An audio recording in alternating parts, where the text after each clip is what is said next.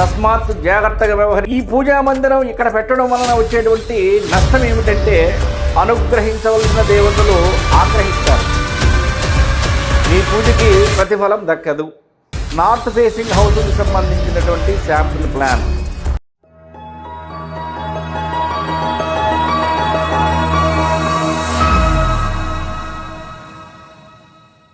అస్మద్ గురుభ్యో నమః. హరి ఓం. అందరికీ నమస్కారం. గతంలో కూడా ఈస్ట్ ఫేసింగ్ హౌస్కి సంబంధించినటువంటి నమూనా ప్లాన్ ఒకటి మన ఛానల్ శ్రీ విష్ణు ఆస్ట్రో అనే ఛానల్లో చెప్పడం జరిగింది. తర్వాత ఎవరికైనా సరే అవసరమైనటువంటి వారికి పనికి వస్తుంది అనేటువంటి కారణం చేత అన్ని ఫేసింగ్లకు సంబంధించినటువంటి నమూనా ప్లాన్స్ చెప్పడం జరుగుతుంది. ఎవరికైనా వాటికి సంబంధించినటువంటి సందేహాలు కనుక ఉన్నట్లయితే వాట్సాప్ ద్వారా వారి యొక్క సందేహాలను క్లియర్ చేసుకోవాల్సిందిగా కోరుతున్నాను. తర్వాత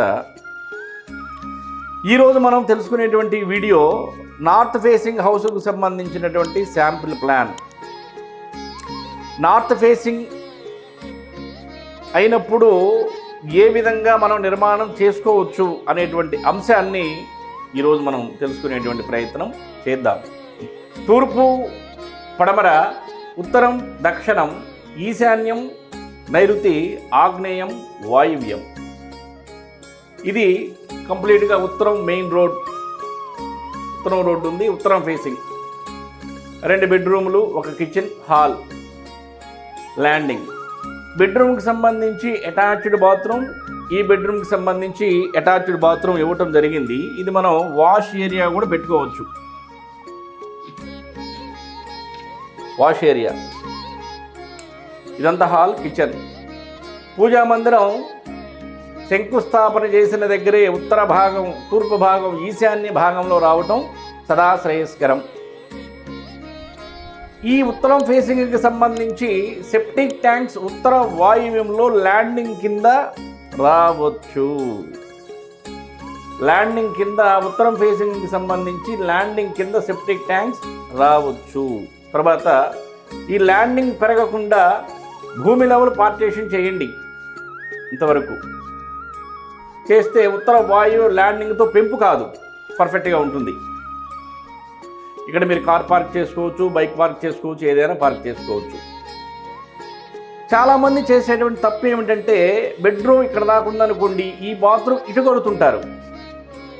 అప్పుడు ఏమవుతుంది? పెంపు దోషం అవుతుంది. పెంపు దోషం అయినప్పుడు చాలా నష్టపరుస్తుంది. సో అలా కట్టకూడదు.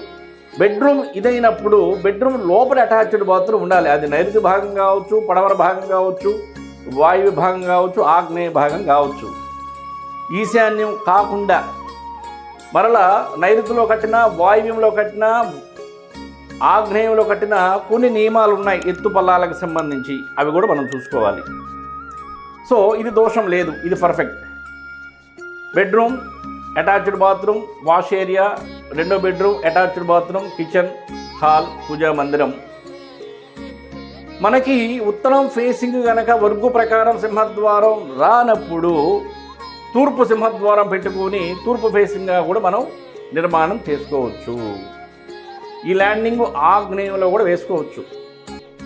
అది మన పరిస్థితిని బట్టి, మనకున్నటువంటి రిక్వైర్మెంట్ని బట్టి, మనకున్న స్థలాన్ని బట్టి, మనకి వచ్చినటువంటి వర్గు ప్రకారం నిర్మాణం అనేటువంటిది జరుగుతుంది, జరపాలి కూడా. మరలా ఇంకొక ఇంపార్టెంట్ పాయింట్, ముఖ్యమైనటువంటి విషయం ఏమిటంటే, ఉదాహరణకి ఇది కిచెన్ అనుకోండి, ఉదాహరణ కాదు, ఇది కిచెన్. ఇక్కడ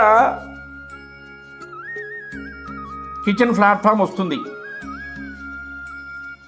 అనుకోండి. ఇది కిచెన్ ప్లాట్ఫామ్. ఏం చేస్తున్నారు అందరూ? ఏం చేస్తున్నారు? ఇప్పుడు ఇక్కడ షింక్ ఉంటుంది. ఈ షింక్ పక్కన పూజా మందిరం పెడుతున్నారు. ఇక్కడ అసలు అర్థం పర్థం ఆలోచిస్తున్నారా? మూర్ఖంగా, ఫార్మాలిటీగా ఏదో చేసేయటమేనా? వాళ్ళు చేశారని చెప్పని మీరు చేశారని ఇంకొకళ్ళు చేసి అలా చేసేయటమేనా? కనీసం ఇక్కడ పాత్రలు కడుక్కునేటువంటి షింక్ పక్కన పూజా మందిరం ఏమిటి? మందిరం కాదు, పటాలు పెడుతున్నారు, లేదంటే ఇక్కడ పూజ చేస్తున్నారు, ఏదో ఫార్మాలిటీ. స్థలం మొత్తానికి సంబంధించిన, గృహం మొత్తానికి సంబంధించిన ఇది తూర్పు ఆగ్నేయం అవుతుంది కదా. తూర్పు ఆగ్నేయం పూజా మందిరం కానీ, నమస్కారం కానీ, దీపారాధన కానీ చేయకూడదు కదా. చేస్తే అనుష్టం కదా. పూజా మందిరం పెట్టుకోవాల్సినప్పుడు మధ్య తూర్పులో పెట్టండి, లేదంటే శంకుస్థాపన ఎక్కడ చేశారు అక్కడ పెట్టండి. ఈ యొక్క కిచెన్లో సింక్ పక్కనే ఇక్కడ సింకుకి ఈశాన్యంలో పెట్టమని ఎవరు చెప్పారు? అది తప్పు, అలా అసలు పెట్టకూడదు. ఇలా పెట్టినప్పుడు తూర్పు ఆగ్నేయం పూజ అవుతుంది, మరలా సింక్ పక్కన పూజ దోషపూరితం అవుతుంది. కాబట్టి అలా పూజా మందిరం అనేటువంటిది ఏర్పాటు చేయకూడదు. కాబట్టి ఉత్తరం ఫేసింగ్ హౌస్కి సంబంధించి ఉత్తర ఈశాన్యం లేదా తూర్పు ఈశాన్యం వాటర్ ట్యాంక్స్ పెట్టండి, తూర్పు ఆగ్నేయం సెప్టిక్ ట్యాంక్స్ పెట్టండి. తర్వాత వచ్చేసి మీకు అవకాశాన్ని బట్టి 2 ఆప్షన్స్, ఇక్కడ సెప్టిక్ ట్యాంక్స్ ఇక్కడైనా పెట్టండి, లేదా ఉత్తర వాయువ్యంనైనా సెప్టిక్ ట్యాంక్స్ పెట్టండి. ఇక్కడ ఉత్తర వాయువ్యం, పడమర వాయువ్యం కాదు.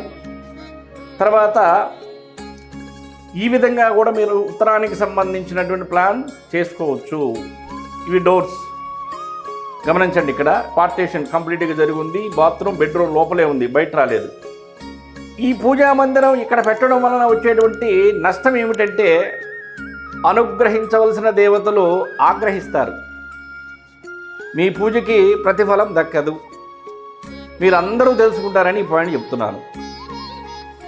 లేదండి మా ఇష్టం వచ్చినట్టు మేము చేసుకుంటాము, నిరభ్యంతరంగా చేసుకోండి. చెప్పిన వినువాడు లేడు, చేటు మూడేంత వరకు చేటు మూడిన కానీ చెప్పిన మాట వినరు. దెబ్బ తగలకుండా ఎవ్వరూ మాట మంచి చెప్పినా కూడా వినరు. తస్మాత్ జాగ్రత్తగా వ్యవహరించి నిర్మాణాలు చేయవలసినదిగా నా మనవి. నేను మీ శ్రేయభిలాషిగా భావించి నేను చెప్పినటువంటిది మంచి అయితే వినండి, మంచి కాకపోతే పక్కన పెట్టండి. సర్వే జన సుఖినో భవంతు. నమస్కారం.